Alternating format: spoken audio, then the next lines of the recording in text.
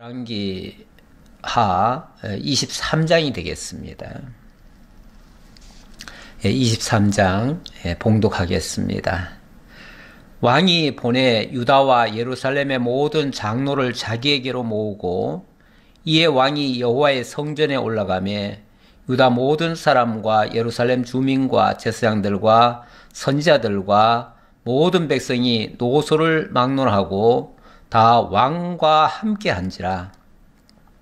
왕이 여호와의 성전 안에서 발견한 언약책의 모든 말씀을 읽어 무리의 귀에 들리고 왕이 단 위에 서서 여호와 앞에서 언약을 세우되 마음을 다하고 뜻을 다하여 여호와께 순종하고 그의 계명과 법도와 율례를 지켜 이 책에 기록된 이 언약의 말씀을 이루게 하리라 하매 백성이 다 그 언약을 따르기로 하니라.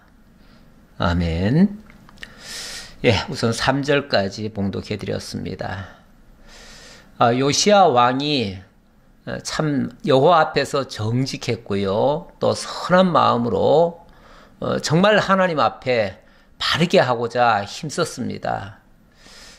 참 어려서 왕이 됐음에도 불구하고 불과 8세 왕이 됐다고 그랬잖아요. 22장 1절에 보면은 8세 왕이 돼가지고 정말 그 어린 나이지만은 하나님 앞에 정직히 행했습니다. 먼저 성전을 재건을 하고, 재건이라기보다는 깨끗이 수리를 한 거죠. 수리를 하다가 율법책이 발견이 됐습니다. 율법책이 발견되고 나니까 그 율법책을 사관이 읽어주는데 그 말씀을 들으니까 정말 통탄할 일입니다. 그래서 통탄하는 장면이 있더라고요. 그림을 하나 가져왔는데 율법책을 읽으니까 그 말씀을 듣고 정말 자기 옷을 찢으면서 너무너무 그동안 우리가 하나님을 멀리 떠나서 이렇게 실수하고 있었구나, 너무 잘못하고 있구나 하면서 하나님 앞에 다시 바로 서기로 결심을 했습니다. 그러나 하나님의 말씀을 들은 지도 오래됐고 그 말씀에 대한 올바른 해석을 잘 못하니까 왕이 그래서 선지자를 찾아갑니다. 그 선지자가 마침 그때 활동한 선지자가 누구냐면은 여선지자 훌다가 있었습니다. 여선지자지만 굉장히 성경을 바르게 해석을 해줬던 것 같아요. 그래서 그 여선지자가 일러준 대로 성전을 이제 깨끗하게 하고 그리고 모든 우상을 척결하고 그리고 온 백성들에게 이 일을 같이 하자고 반포하는 그런 내용이 되겠습니다. 왕이 물론 왕정시대는 왕의 생각이 무엇이냐에 따라서 백성들은 그냥 따르죠. 일반적으로는 그렇게 그냥 왕이 주도하면은 백성들은 따르게 돼 있습니다. 하지만은 이 요시야는 자기가 그렇게 하니까 자기 마음대로 하겠다 이게 아니고 온 백성들에게 선포를 하고 그리고 백성들로부터 다시금 소위 말해서 힘을 합하겠다라고 하는 그런 맹세를 시키게 됩니다. 백성들에게 상세히 모든 내용을 알려주고 백성들의 호응을 받아서 함께 이 일을 추진하는 거죠. 사실 이게 중요하지요. 지도자가 절대 왕정 시절에 자기 마음대로 통치를 할 수도 있어요. 하지만 백성의 지지를 못 받으면요, 그거는 얼마 안 가서 저항에 부딪힐 수도 있습니다. 그래서 정말 지혜로운 왕 같으면은 그 일을 백성들과 함께 해갑니다. 함께 하기 위해서 백성들을 다 불러 모읍니다. 오늘 장면은 바로 그 내용이죠. 그래서 23장 1절 다시 보면요. 왕이 보내 유다와 예루살렘의 모든 장로를 자기에게로 모으고 이에 왕이 여호와의 성전에 올라가매 유다 모든 사람과 예루살렘 주민과 제사장들과 선자들과 모든 백성이 노소를 막론하고 다 왕과 함께 한지라. 왕이 성전에 올라간 것은 뭐 성전 가서 제사 드리거나 이런 차원이 아니고 중심은 성전이니까요. 그래서 성전에서 온 백성들을 불러 모아놓고 거기서 이 율법책을 읽어주기 위해서 그리로 오게 한 겁니다. 그랬더니 사람들이 다 모였어요. 모이고 나니까 왕이 여호와의 성전 안에서 발견한 언약책의 모든 말씀을 읽어 무리의 귀에 들리고 왕이 단 위에 서서 여호와 앞에서 언약을 세우되 다시 언약을 세웠다. 언약을 세웠다는 말이 상당히 중요한 말 같아요. 언약을 세웠다는 것은 하나님 원래 언약이라고 하는 것은 하나님이 세우신 거죠. 하나님이 세우신 것을 그것이 이제 율법책에 기록이 됐지 않습니까? 그 기록된 것을 다시 백성들 앞에 반포하면서 그 백성들도 거기에 동참을 시키는 거죠. 동참을 시키는 그 행위를 다시 언약을 세웠다 이렇게 얘기합니다. 뭐 다시 없던 거를 새로 세웠다는 얘기가 아니라 기왕 하나님이 언약을 세우셨죠. 사실은 그 언약은 언제 세워졌냐면 일찍이 모세 시대에 이미 말씀은 세워졌습니다. 모세 시대에. 이거는 제사장이 율법책을 읽고 백성들 모인 데서 반포하는 그런 내용이 되겠는데요. 원래는 출애굽기에 보면 하나님이 맨 처음에 모세를 통해서 언약을 세우십니다. 이거는 하나님께서 먼저 모세에게 율법을 주시고 그 주신 그 율법책을 가지고 이제 백성들한테 선포하는 내용이에요. 그게 24년 7절의 내용인데요. 언약서를 가져다가 백성에게 낭독하여 듣게 하니 그들이 이르되 여호와의 모든 말씀을 우리가 준행하리이다. 우리가 하나님 앞에 반드시 그렇게 따르겠습니다. 라고 어찌 보면 맹세하는 거죠. 백성들이 우리도 다 같이 그 말씀을 따르겠습니다. 라고 하는 맹세를 받게 됩니다. 받게 되는데 자 그랬더니 모세가 이렇게 선언을 하지요. 모세가 그 피를 가지고 백성에게 뿌리며 이르되 이는 여호와께서 이 모든 말씀에 대하여 너희와 세우신 언약의 피니라. 이 일종의 언약 체결식 아닙니까? 언약 체결식에 피가 들어가는 겁니다. 원래 그러니까 다시 말하면 원래 언약식 체결할 때 보면 짐승을 잡아다 놓고 그것을 가릅니다. 가르면서 피를 흘리고 쪼개지죠. 뭐 새 같은 것도 날개를 찢죠. 그러면서 언약식 합니다. 하는데 그 말의 의도는 그 퍼포먼스의 의도는 뭐냐면 만약에 우리의 언약이 깨어지면 이 짐승이 쪼개지듯이 이게 쪼개질 것이고 피를 흘려질 것이다. 결국 망한다 그 소리예요. 망한다. 그렇기 때문에 이거는 피를 두고 맹세하는 것과 똑같은 효력을 발휘합니다. 그런데 이렇게 맹세시킨 그 언약이 어떻게 그대로 잘 유지가 됐을까요? 그 뒤에 그 율법을 잘 지켜가지고 정말로 그 민족이 복을 받고 잘 살게 되었을까요? 안타깝게도 얼마 안 가서 그 언약을 백성들이 다 잊어버립니다. 잊어버리고 그 언약을 다 어기게 되어지죠. 그렇게 되어지면 하나님의 진노가 또 쏟아지게 됩니다. 너희들 분명히 이렇게 언약을 했는데 지금 너희들이 언약을 안 지키고 있다. 그러니 이런 징계가 있을 수밖에 없다. 그래가지고 엄청난 징계가 쏟아지죠. 쏟아지고 나면 그제서야 정신을 또 번쩍 차리죠.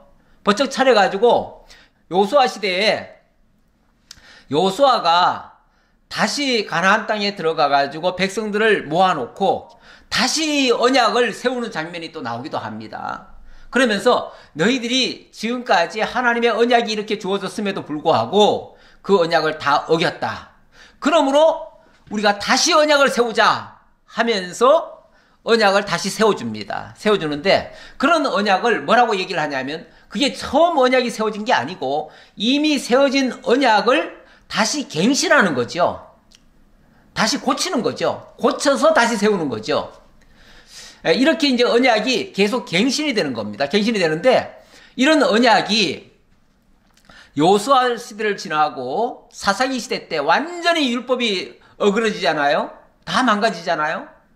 그리고 나서 다윗이 왕 위에 올라가게 됩니다. 그리고 통일 이스라엘을 세우게 되죠.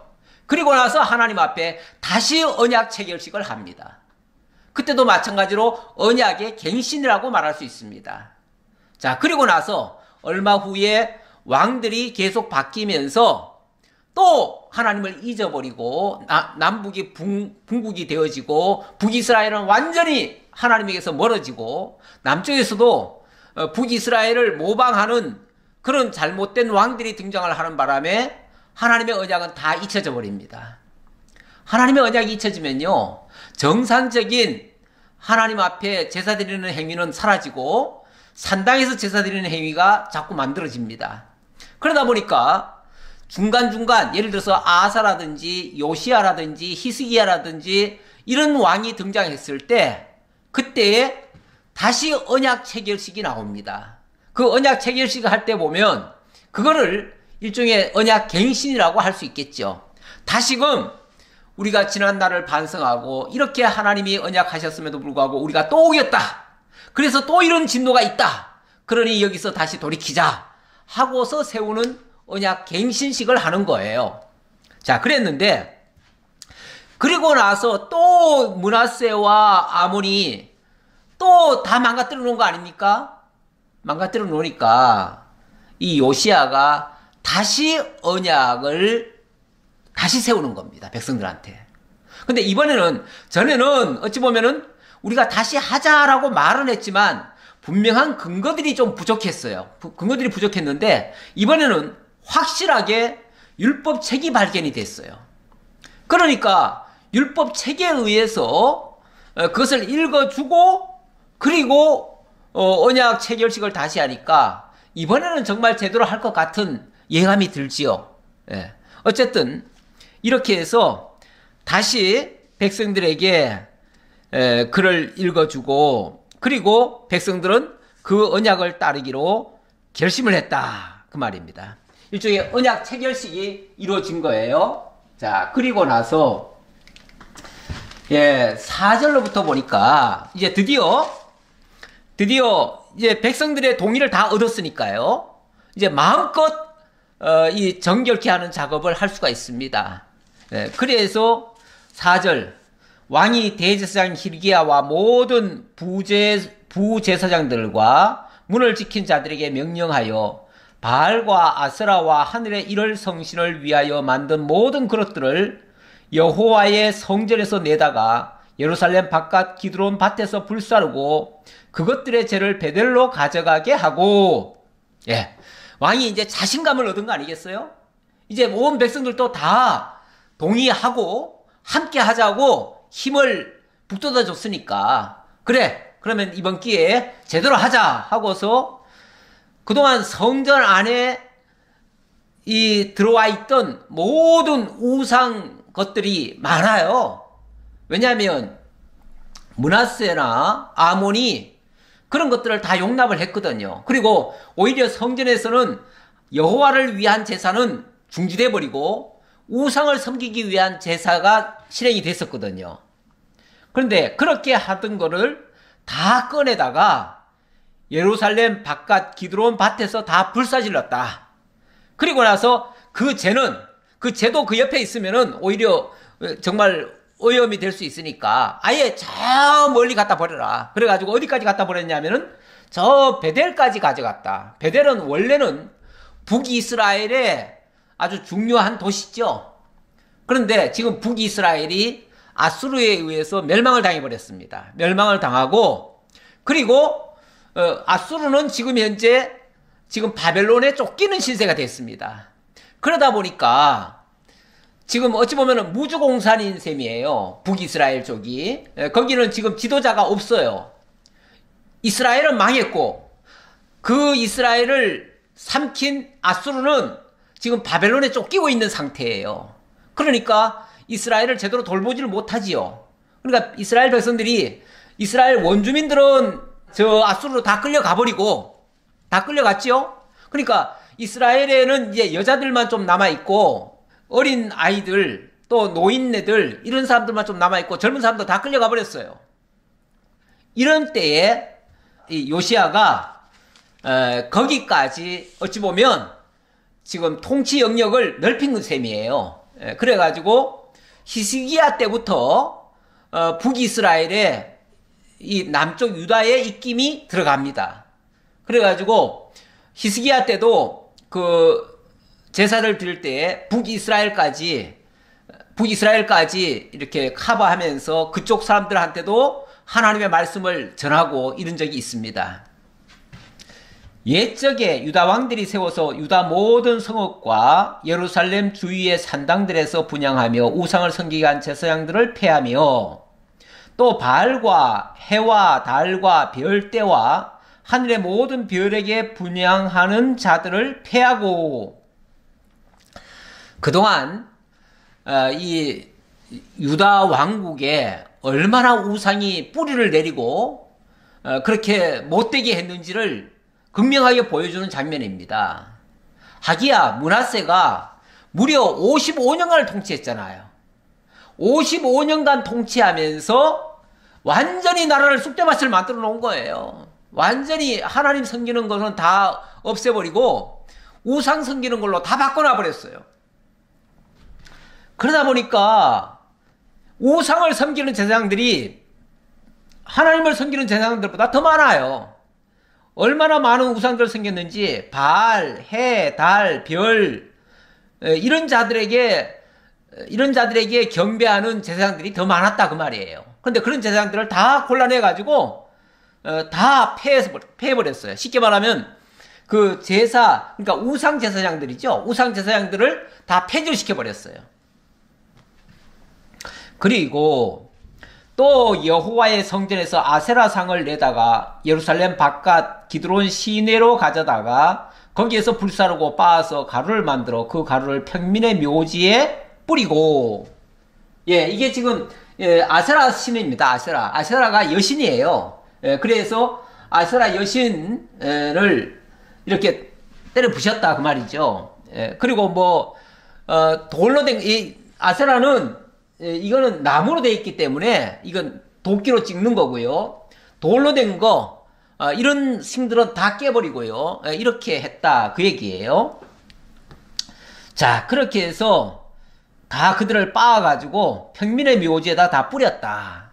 이런 것들을 다 부셔가지고 저 묘지에다가 다 갖다 버렸다. 그러니까 완전히 어찌 보면 우상이지만 우상에다가 사형 선고 내린 셈이에요. 죽음의 처소에다 갖다가 다 뿌려버린 거 아니에요? 그러니까 그것에 어떻게 보면 사형 선고 내린 셈이에요. 자, 그리고 7절. 또 여호와의 성전 가운데 남창의 집을 헐었으니 그곳은 여인이 아세라를 위하여 휘장을 짜는 처소였더라. 이게 무슨 소리입니까? 여호와의 성전 가운데 남창의 집을 헐었다? 아니, 여호와의 성전 안에 남창의 집이 있었네요? 남창이라는 것은 남자 창기 아닙니까? 남자 창기? 아니, 남자 창기가 왜 성전에 있죠? 그거는 그 성전에 쉽게 말하면 여기 여인이 뭐 아세라를 위하여 장막을 짜는 처소였더라 이렇게 얘기하는데, 그 성전 안에서 무슨 짓이 있었냐면은 아세라 신을 섬기는 사람들이 있었다는 거죠. 근데 아세라 신은 여신이다 보니까 여신을 기쁘게 하기 위해서 남창들이 그 여사제들과 아주 이상한 짓들을 다 한 거예요. 그 이상하게 그 이방 종교는요, 굉장히 성적으로도 문란합니다. 그 이방신들은 이상하게 성적인 것을 그렇게 즐기나 봐요. 그래서 무속에 깊이 있는 사람들은요, 대체적으로 굉장히 음행이 강합니다. 음욕이 굉장히 발달돼 있어요. 아마 그들의 귀신들이 그걸 조장하는 것 같아요. 그런데 그들은 이제 생각할 때 뭐라고 그러냐면, 우리의 신을 기쁘게 해드린다 하는 마음으로 그 성전 안에서, 그러니까 성전이 여호와의 성전인데 원래는 여호와의 성전이 우상 성전으로 바뀐 거예요. 거기에 이제 주신이 쉽게 말하면 아세라나 바알신이 돼버린 거예요.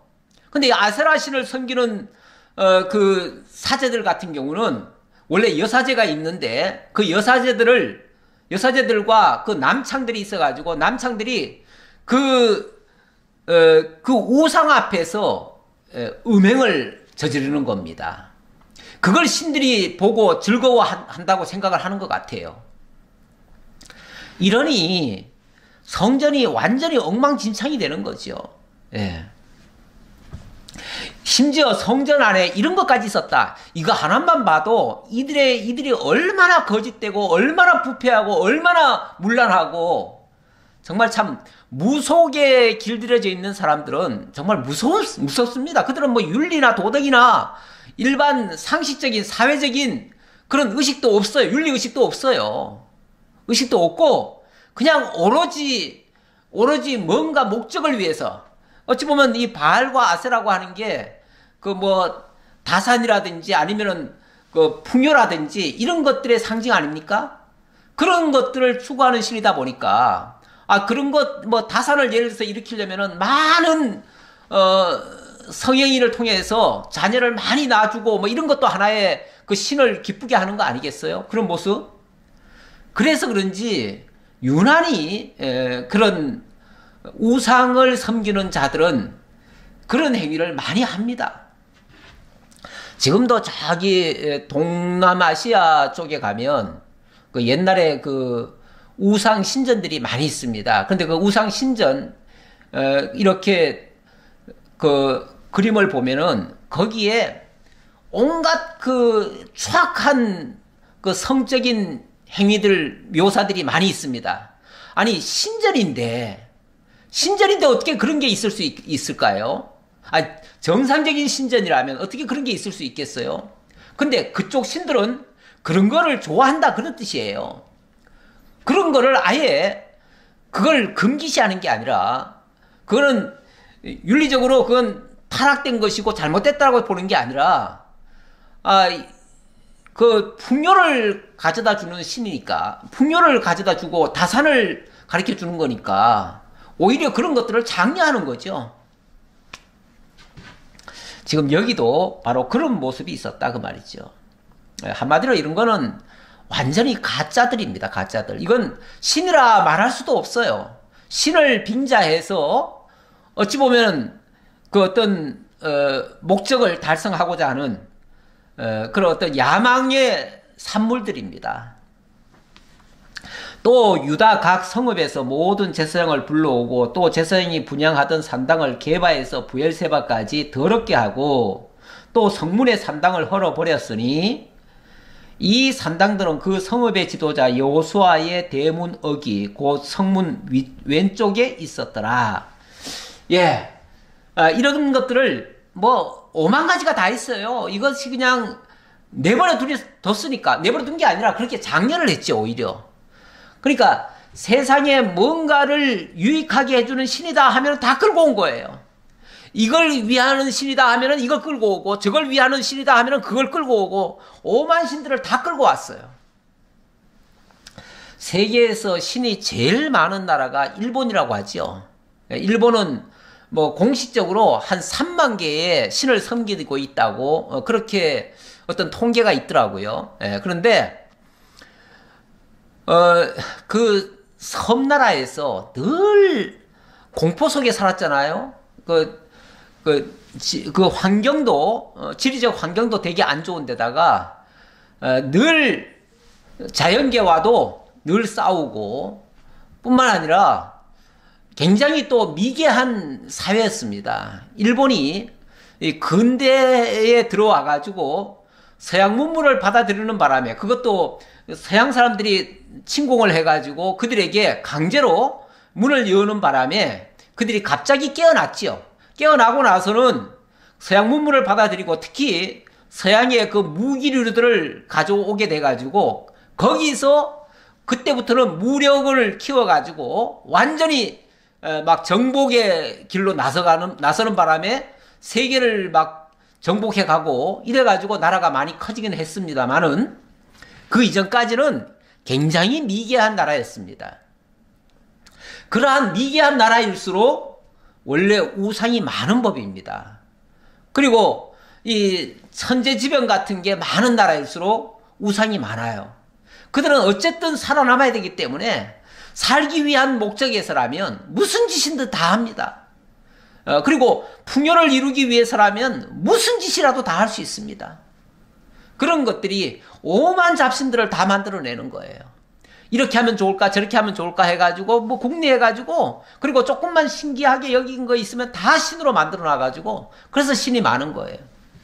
여기도 이스라엘도 마찬가지입니다. 유다지만 비록 하나님 여호와의 율법이 지배하던 율법의 말씀으로 통치하던 나라이기도 하지만 그동안 율법이 가려져 있었잖아요. 가려져 있다 보니까 오만 잡동사니 신들이 다 들어온 거예요. 자, 그래가지고 이렇게 부패하게 됐는데, 자, 9절 봅시다. 산당들의 제사장들은 예루살렘 여호와의 제단에 올라가지 못하고 다만 그의 형제 중에서 무교병을 먹을 뿐이었더라. 예, 산당들의 제사장들은 예루살렘 여호와의 제단에 올라가지 못했다. 사실 뭐 산당의 제사장들이라고 하는 말은 정식으로 말하면은 자격이 없어요. 산당에서 제사 드리는 사람이 무슨 제사장 자격이 있겠어요. 그러니까 정상적인 예루살렘 성전에서 제사 드리던 그런 제사장 축에는 못 들어갔다. 이제 그런 의미겠죠. 예. 왕이 또 흰놈의 아들 골짜기에 도벳을 더럽게 하여 어떤 사람도 몰록에게 드리기 위하여 자기의 자녀를 불로 지나가지 못하게 하고, 자, 이렇게도 얘기를 했는데요.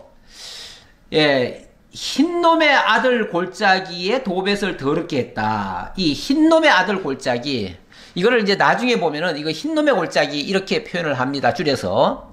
그런데 이게 히브리어로는 게헤놈이라는 말이고 헬라어로는 게엔나입니다. 게엔나. 네, 게엔나인데 이 게엔나라는 단어가 이 마태복음 5장 22절이나 마가복음 9장 45절에는 이 단어를 뭐라고 얘기를 했냐면 이걸 지옥이라고 번역을 했습니다. 지옥. 예, 게엔나죠. 예, 이 게엔나를 지옥이라고 번역을 했어요. 자, 그러니까 이 흰놈의 아들 골짜기는 한마디로 지옥입니다. 지옥. 예, 지옥 같은 곳이에요. 우리가 이 땅에서도 지옥 같은 데를 많이 보지요. 지옥 같은 데를 많이 봅니다. 너무너무 비참한 장소, 너무너무 정말 저주가 있는 장소, 엄청난 재앙이 벌어진 장소, 엄청난 살육전이 일어났던 장소, 이런 곳을 가리켜서 정말 지옥 같다, 지옥의 현장이다, 지옥이 따로 없다, 뭐 이런 표현 쓰죠. 예, 이 흰놈의 아들 골짜기도 바로 그 지옥 같은 그런 장소다 그 말이죠. 사실 나중에 보면은 그 아골 골짜기, 또 골고다 언덕, 뭐 이런 장소가 있잖아요. 그런 곳도 사실 그게 저주의 상징이에요. 저주스러운 골짜기예요. 왜 그러냐면 아까도 보니까 뭐 평민의 묘지에 뿌렸다 이런 얘기 하는데, 그러니까 쉽게 말하면 공동 묘지에 갖다 뿌렸다 그 소리인데, 일종의 그 저주받은 자들의 무덤 뭐 이런 장소겠죠. 실제로 그 아골 골짜기 같은 데는 옛날에 그 저주받은 아간을 던졌던 그런 장소거든요. 그런 장소고, 나중에 보면은 정상적으로 죽지 못하고 그렇게 정말 저주를 받아서 죽은 사람들 시신을 장사도 안 지내고 그냥 거기다 갖다가 던져 놓습니다. 던져 놓으면 새들이 와서 그걸 쪼아 먹지요. 그러면 그 밑에는 앙상하게 동물들이 다 먹고 난 다음에 앙상하게 뼈만 남지요. 그러니까 제대로 묘실에 못 들어가고 던져져 가지고 짐승의 밥이 되고, 이거는 사실은 저주의 죽음이죠. 그런 골짜기가 일종의 지옥 같은 골짜기입니다. 물론 그런데마저도 나중에 에스겔 선지자에 의하면은 하나님께서 에스겔에게 그런 장소를 보여주시면서 에스겔아, 저기에 뼈들이, 저 마른 뼈들이 살아나겠느냐 묻지요. 그랬을 때 어떻게 저런 뼈가 어떻게 살아나겠습니까? 그랬더니 네가 명해라, 살아나라 하고 명해라. 그랬더니 살아나라고 했더니 갑자기 그 뼈들이 착착착 맞춰지더니만 거기에 살이 붙고 생기가 돌면서 나중에 살아나가지고 전부 다 큰 군대가 되더라. 이거는 나중에 이스라엘의 회복을 가르쳐주는 말씀이기도 하지요. 그런 어떤 재료로 쓰기도 하지요.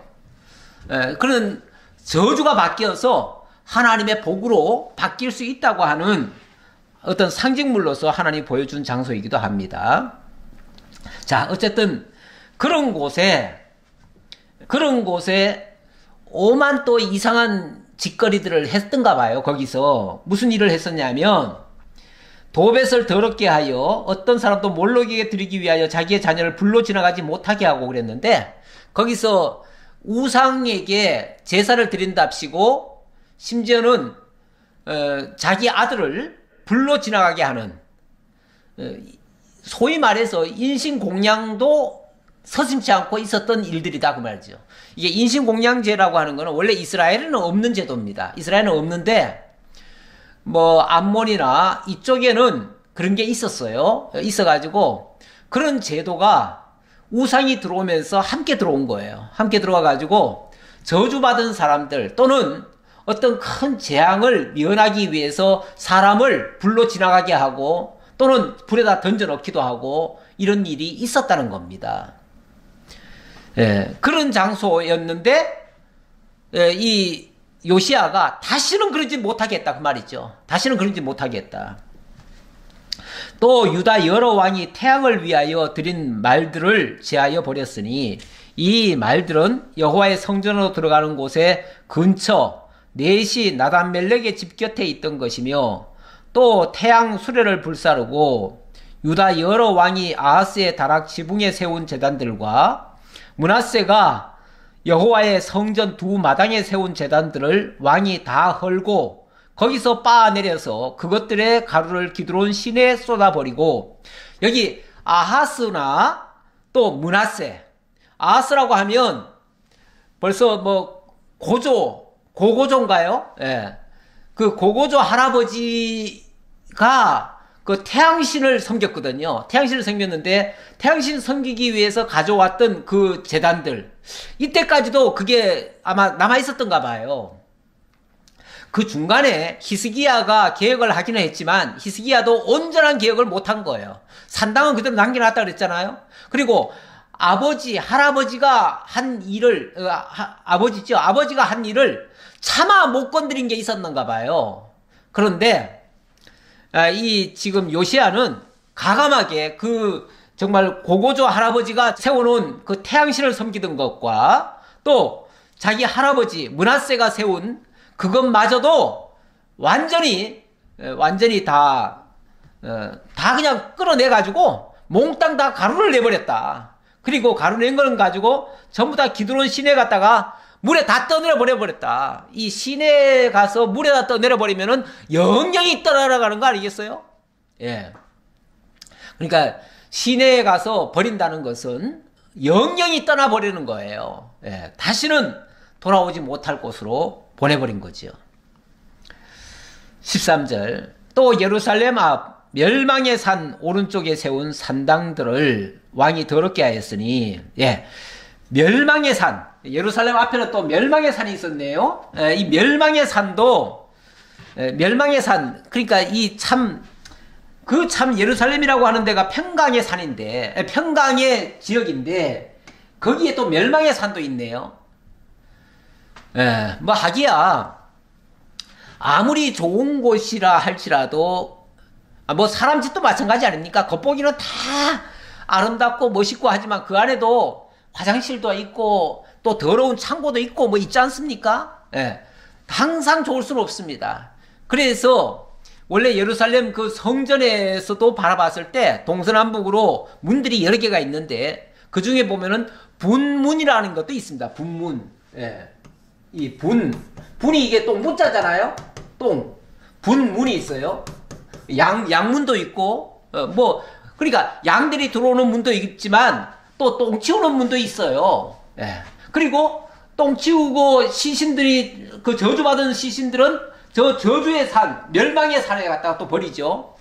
해골 골짜기에 갖다 버리기도 하고, 예. 이런 식으로, 모든 게 다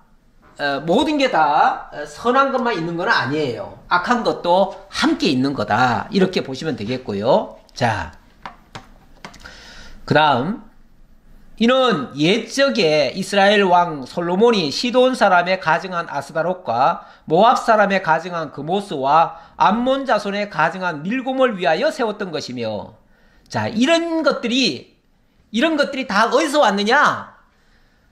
옛날에 그 솔로몬이 그 이방 나라의 여자들을 많이 취했습니다. 뭐 좋게 보면 주변 나라들이 다 여자들을 조공으로 바치듯이 솔로몬하고 사이좋게 지내려고, 옛날에는 그 나라 간에 서로 평화를 유지하기 위해서 그 공주들을 그 강한 나라에 시집을 보내줍니다. 보내주면은 서로 이제 쉽게 말하면 사돈관계가 되잖아요. 사돈관계가 되니까 더 이상 침공을 못 합니다. 일부러 그렇게 하라고 주변 나라들과 평화를 평화롭게 지내자고 그렇게 하는 거죠. 그런데 그냥 여자들이 와서 살았으면 괜찮은데 그들이 우상까지 같이 가져왔어요. 그리고 그들이 이스라엘의 동화가 되는 게 아니라 이스라엘을 오염을 시켰어요. 그래서 사실은 하나님이 솔로몬에게 경고를 했는데 끝까지 이 솔로몬이 그것을 하나님 앞에 바로 서질 못해가지고 그것들 때문에 나중에는 망하는, 그래서 나라가 분국이 되는 그런 하나의 빌미가 되기도 했지요. 그런데 그때 했던 것이 아직도 있었다. 아직도. 참 이게 이단의 뿌리라고 하는 거, 이 무속의 뿌리라고 하는 게 정말 무섭습니다. 우리나라도요, 옛날부터 그 무속이라고 하는 게 있었잖아요. 전통 민간신앙으로 있었는데 외국에서 고등 종교가 들어옵니다. 예를 들어서 불교가 들어오고 유교가 들어오고 또 뭐 이제 기독교가 또 들어왔잖아요. 들어오면 이 고등 종교에 의해서 그 무속들이 다 물러가줘야 되는데 희한하게 우리나라는 고등 종교가 들어오면은 이 무속과 결합을 해버려요. 이 우리나라 무속의 특징이 뭐냐면 어디든지 잘 붙어요. 어디든지 잘 붙어가지고 불교가 들어오면은 불교와 그냥 하나가 돼버려요. 기독교가 들어오면은 기독교와 무속이 하나가 돼버려요. 그러니까 우리나라만 들어오면은 원래 그 고등 종교의 그 본질이 다 무너져 버려요. 다 그냥 쑥대밭이 돼버려요. 그래가지고 종교의 정체성이 다 흐려져 버려요. 그래서 나중에 가보면은 불교나 기독교나 천주교나 비슷비슷한 거예요. 그냥 전부 다 기복적으로 다 바뀌었잖아요. 원래 불교도 기복적이 아닙니다. 원래 불교의 그 석가모니가 어떤 사람입니까? 원래 그 왕궁에서 왕자의 신분으로 있었지만 인간들이 그 고통받는 걸 보면서 생로병사를 보면서 자기가 그 모든 것을 다 버린 사람 아닙니까? 그리고 정말 가난한 그 삶을 살면서 정말 순수하게, 그리고 우상도 일체, 그 전까지 원래 인도에는 엄청나게 많은 우상들을 섬기고 있었어요. 그런데 부처는 원래 우상을 절대 못 섬기게 했습니다. 못 섬기게 했어요. 그래서 원래 불교에는 우상이 없습니다. 그런데 우리나라에 들어와 가지고는 이게 우상 종교로 완전히 탈바꿈이 됐죠. 그렇습니다. 원래 순수한 고등 종교는요 굉장히 신사적이에요. 어떤 면에서 깨끗해요. 그런데 이게 무속과 결합을 해버리면 아주 지저분해져요. 그래서 종교들은 정말 나빠. 종교들이 왜 이렇게 다 부패하고 타락하고 욕심꾸러기고 왜 이런지 알고 보면 그게 무속과 결합이 돼서 그래요. 순수한 기독교는 그렇지 않습니다. 순수한 불교도 절대 그렇지 않아요. 예. 자, 어쨌든 여기 지금 있는 거 전부 다 이렇게 무속과 결합이 돼가지고 완전히 뿔을 내리고 있었던 거예요. 뿌리를 내리고 있었는데 이 요시야 왕이 그것을 완전히 철폐했습니다. 예, 아주 이 부분은 잘한 거예요. 예, 왕이 또 석상들을 깨트리며 아세라 목상들을 찍고 사람의 해골로 그곳에 채웠더라. 완전히 불결한 것을 다 더럽혀버렸다 그 말이죠. 그리고 완전히 더 이상 못 쓰게 만들도록 다시는 모든 사람들에게 요즘 말로 하면 아주 극혐이 되도록 혐오스럽도록 혐오의 장소로 바뀌어버렸다 그 말이죠. 자, 15절로부터는 북쪽 베델의 우상철폐로 예언을 성취하는 장면인데요. 자, 이거 무슨 얘기냐면 또한 이스라엘에게 범죄하게 한 느밧의 아들 여로보암이 베델에 세운 제단과 산당을 헐고 또 그 산당을 불사르고 빻아서 가루로 만들며 또 아세라 목상을 불살랐더라. 이거는 자, 조금 전까지는 남쪽 유다의 그 모든 부패상을 정결케 한 거 아닙니까? 그런데 이번에는 북쪽 베델에까지 정결케 했다 그 말이에요.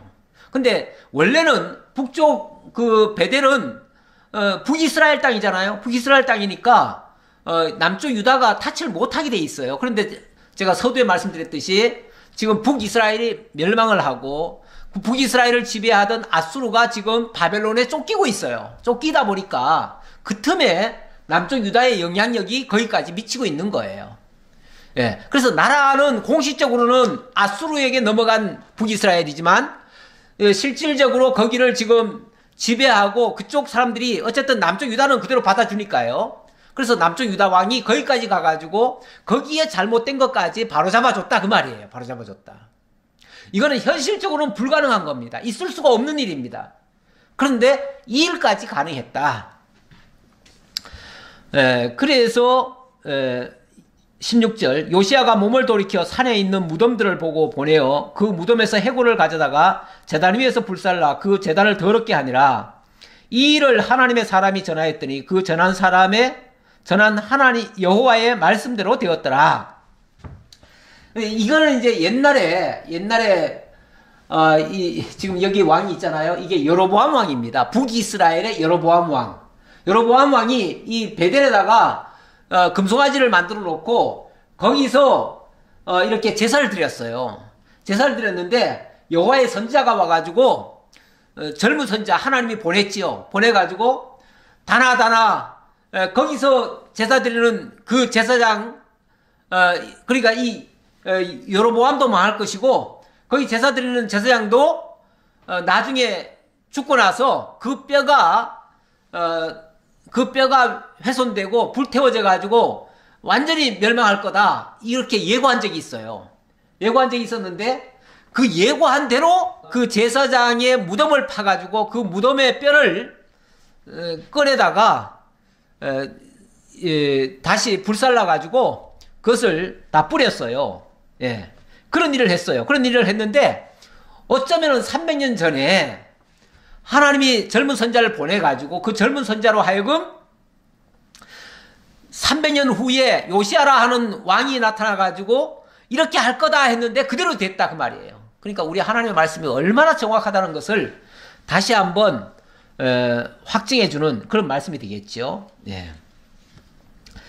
자, 이렇게 해서 여호와의 말씀대로 됐다. 17절 요시아가 이르되 내게 보이는 저것은 무슨 비색이냐 하니 성읍 사람들이 그에게 말하되 왕께서 베델의 제단에 대하여 행하신 이 일을 전하러 유다에서 왔던 하나님의 사람의 묘실이다 하니라.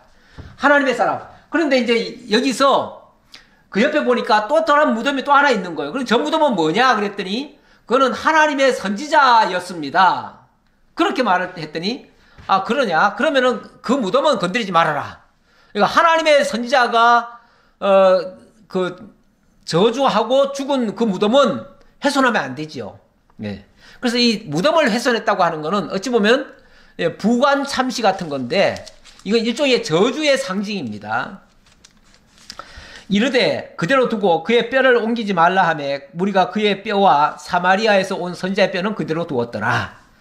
전에 이스라엘 여러 왕이 사마리아 각 성읍에 지어서 여호와를 경노하게 한 산당을 요시야가 다 제거하되 베델에서 행한 이 모든 일대로 행하고 또 거기 있는 산당의 제사장들을 다 제단 위에서 죽이고 사람의 해골을 제단 위에서 불사르고 예루살렘으로 돌아왔더라. 북이스라엘까지 정결하게 했다 그 말이죠. 자, 이렇게 해서 하나님의 말씀을 이뤘다는 얘기고요. 예, 그 다음 21절로 23절에서는 사사시대 이후로 유월절을 다시 회복을 했습니다. 이거 정말 또 대단한 일입니다. 왕이 뭇 백성에게 명령하여 이르되 이 율법책에 이 언약책에 기록된 대로 너희의 하나님 여호와를 위하여 유월절을 지키라 하매 그 아마 유월절 그 율법책에 보니까 유월절을 지켰던 장면이 나오고 그 유월절을 앞으로 이렇게 오고 오는 세대들이 꼭 지켜야 된다라고 얘기했던 것 같아요. 근데 이 지금 요시야가 보니까 이렇게 분명히 성경에는 지키라고 되어 있는데 우리가 그동안 못 지켰네? 그러니까 자 지금부터라도 다시 지키자 해가지고 6월절 지키라고 명령을 했다 그 말이에요. 그랬더니 22절 사사가 이스라엘을 다스리던 시대부터 이스라엘 여러 왕의 시대와 유다 여러 왕의 시대에 이렇게 6월절을 지킨 일이 없었더니 요시야 왕 18째 해에 예루살렘에서 여호와 앞에 이 6월절을 지켰더라. 이거 정말 대단한 일입니다. 사사시대 이후, 사사시대라고 하면은 여호수아 시대 아닙니까? 여호수아 시대에 6월절을 마지막으로 지키고 그 이후에 6월절을 못 지켰어요. 아, 이거 얼마나 낭패입니까? 그때부터 6월절은 못 지켜졌어요. 예. 아, 이게 제가 지금 고린도전서 잘못 적어놨네요. 원래는 고린도전서에 6월절 얘기가 나와가지고 그거 쓰려다가 이 장면이 아니고요. 원래 제가 말하고 싶었던 거는 이 6월절에 대한 이야기입니다. 6월절에 대한 이야기고, 자, 이렇게 해서 6월절을 지켰다 그러는데, 이 6월절이라고 하는 게, 정말 모든 제사의 어찌 보면 절정 같은 얘기 아닙니까? 예. 구약에, 6월절이 이스라엘 민족의 구원을 가리키는 얘기였고요. 이게 장차 우리 주 예수 그리스도를 통해서 온전한 제사가 드려질 것을 가리키는 말입니다. 예. 그래서 6월절 어린 양으로 오신 우리 주 예수 그리스도. 그래서 고린도전서 5장의 말씀은 6월절 어린 양으로 예수 그리스도가 오셨다. 그래서 우리가 이제는 예수를 믿는 것이 6월절을 지키는 겁니다. 왜냐하면 그 6월절 어린 양으로 우리 주님께서 오셔가지고 온전히 자기를 희생하심으로 6월절 제사가 온전히 드려졌기 때문에 그 이후로는 제사가 드려질 필요가 없습니다. 그러나 그 제사의 모형과 그림자적으로는 계속 지켜져야 맞는 거지요. 예. 그런 의미에서 고린도전서 말씀을 제가 인용을 해드렸고요. 자, 그 다음 24절부터는 율법을 성실히 지켰으나 심판이 예고되는 장면입니다. 자, 이 장면 한번 보죠. 요시야가 또 유다 땅과 예루살렘에 보이는 신접한 자와 점쟁이와 드라빔과 우상과 모든 가증한 것을 다 제거하였으니 이는 대제사장 hil기야가 여호와의 성전에서 발견한 책에 기록된 율법의 말씀을 이루려 함이라. 자, 이렇게 한 일이 전부 다 뭐대로 했다고요? 바로 율법책에 기록된 말씀을 이루려고 그렇게 했다. 잘한 겁니다. 뭐 잘한 건 잘했다고 해야지요. 자, 그러면서 요시야와 같이 마음을 다하며 뜻을 다하며 힘을 다하여 모세의 모든 율법을 따라 여호와께로 돌이키는 왕은 요시야 전에도 없었고 후에도 그와 같은 자가 없었더라. 요시야 전에도 없었고 후에도 없었고 이와 같이 정말 순수하게 마음으로 정직한 마음으로 하나님 앞에 정직히 행했다고 그러잖아요. 그렇게 행한 왕은 없었다. 전무후무한 왕이었다. 얼마나 잘했습니까? 이렇게 잘했으면 뭐 해야 됩니까? 복 받아야지요. 복 받고 지금까지 뭐 이것 때문에 위기가 있었더라도 나라가 회복되고 잘 돼야지요. 잘 돼야겠죠? 그런데 그 다음 말씀이 뭡니까? 그러나 여호와께서 유다를 향하여 내리신 그 크게 타오르는 진노를 돌이키지 아니하셨으니 이런 므낫세가 여호와를 경노하게 한 그 모든 경노 때문이라. 그런데 하나님이 뭐라고 그러냐면은 그러나 이 나라는 망할 것이다. 그 얘기예요. 왜냐하면 므낫세가 저지른 죄가 너무 커서 도저히 이 성소를 내버려 둘 수가 없다. 그래서 무너뜨려야겠다. 그 얘기죠. 그러면서 27절 여호와께서 이르시되 내가 이스라엘을 물리친 것 같이 유다도 내 앞에서 물리치며 내가 택한 이 성 예루살렘과 내 이름을 거기에 두리라 한 이 성전을 버리라 하셨더라. 그래서 하나님이 이 성전을 버리시겠다는 거예요. 참 이런 낭패가 어디 있습니까? 하나님이 이 성전을 버리시겠대요. 왜 이러실까? 아니 이렇게 잘하는 왕이 나타나가지고 온전히 언약을 갱신하고 하나님 성전을 회복하고 이 모든 것을 6월절까지도 회복했다면 그러면 정상으로 다시 하나님이 정상으로 돌려야 되지 않아요? 그런데 왜 계속 망하게 하시죠? 일단은 28절부터 먼저 보고 얘기합시다. 28절로 30절까지 요시아의 남은 사적과 행한 모든 일은 유다 왕 역대지략에 기록되지 아니하였느냐. 그러면서 요시아에 대한 얘기를 이제 그만 얘기하겠다 그 얘기죠. 그러면서 요시아 당시에 애굽 왕 바로 느고가 아수르 왕을 치고자 하여 유브라데 강으로 올라가므로 요시아 왕이 맞서 나갔더니 애굽 왕이 요시아를 무기또에서 만났을 때 죽인지라. 아유 이런 낭패가 어디 있습니까? 이 그림이 요시아 왕이 이게 요시아 왕이라고 생각한다면 지금 갑자기 무기또에서 죽임당하는 겁니다. 무기또에서 이런 낭패가 어디 있습니까? 예.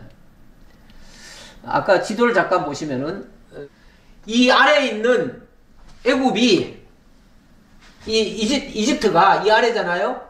이집트가 그 당시에 이 아수르가 지금 위기에 처했습니다. 아수르가 위기에 처하니까 어디서 위기에 처했냐면 이 바벨론에 의해서 이 바벨론이 이 아수르를 쳤습니다. 그래가지고 아수르가 지금 위험해요. 근데 아수르의 영향력이 지금 여기까지 왔거든요. 여기까지가 다 아수르의 영향력 아래에 있어요. 그런데 만약에 이 아수르를 무너지도록 내버려 두면 그 다음 타겟은 애굽입니다. 애굽까지 바벨론이 밀고 들어올 거예요. 그러니까 사전에 우리의 방어막이 되어주는 이 아수르를 우리가 보호하겠다 하면서 애굽의 바로 느고가 쳐올라온 겁니다.